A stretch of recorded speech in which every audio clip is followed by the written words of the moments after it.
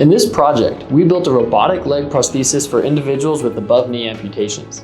This is the first device that replicates the key biomechanical functions of the human knee, ankle, and foot during ambulation. So it helps people with amputation move and live independently. Researchers have attempted to develop robotic leg prosthesis since the 1970s, but all previous attempts have fallen short of this target. In the last 20 years, mechatronic technologies have progressed tremendously. Microprocessor, batteries, electric motors have gotten faster, smaller, and lighter. And yet, robotic leg prostheses are still too heavy, too big, and too inefficient to be useful in real life. Why?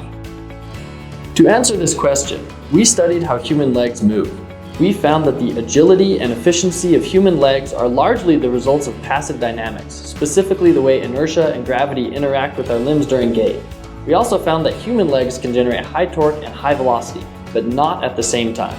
Based on this new understanding of the behavior of the human leg, we designed bio-inspired actuation systems that passively adapt their configuration during gait. These novel actuation systems use passive components like springs and nonlinear linkages to leverage the natural gait dynamics. They helped the device provide high torque and high speed when needed. As a result, the motors and batteries do not need to do as much. Using this new design approach, we developed the lightest and most efficient robotic leg prosthesis ever created.